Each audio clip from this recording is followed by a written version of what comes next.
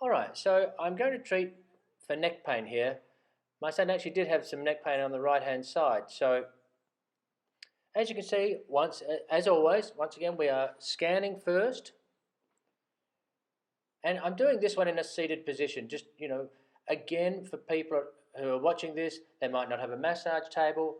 Of course, you could do this lying on the bed. But to access the neck, it's easy on if you don't have a massage table, on a chair. So I've got his neck on a stretch now. So I just put it, it's called lateral flexion. And just because now I can work the muscle in a lengthened position. You don't have to, but this is what I suggest. Have the head central first, and then you can gently put into a stretch as long as it's pain-free.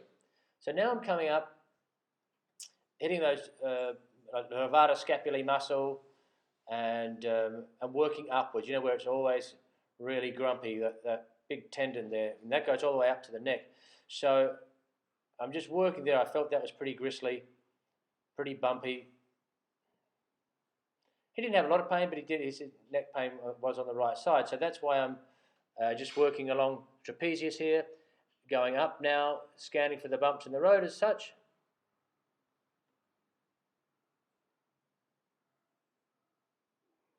And working my way down. Really looking for all of those adhesions. Now, this is a more advanced technique. You get them from center, and then you get them to move away as you see that it's stretching the fascia there as we move the gua sha tool down as they move their head to the side. So it's lengthening out the muscle as you apply pressure to it. Really fantastic technique to do this. Really, really effective.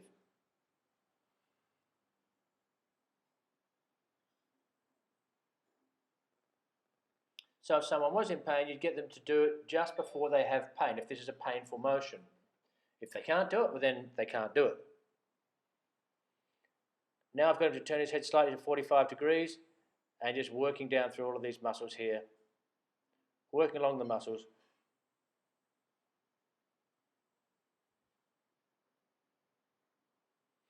So now I'm getting him to turn to the left as well to work that muscle in rotation.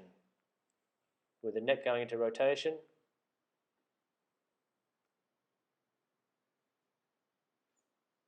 So the reason we're doing that, we're getting him to actively move his muscles as we put the gua sha tool, we use the gua sha tool, so we're putting compression with the gua sha tool and we're working it, and you'll get much better results. Make sure you don't clunk onto the point of the shoulder where the bone is. And of course, really work up these areas, the occipital area, suboccipital muscles, base of the skull, in other words, work all along there. As if you had a massage table, you could do this on the massage table. If you had a massage table, you could do it on a chair as well. So I'm just getting him to check his range of motion, which is what I do with a client, and stopping him to turn his shoulders. You want to turn his whole body. You just want pure rotation of the neck, and then flexion. So you have good range of motion, rotation, extension. Good head shot there, hair shot, and then lateral flexion. Good range there. And good. Now he tries to turn his head a little bit there. You want to get the ear to shoulder. Don't let them turn down. And there you have it. That's how to treat a neck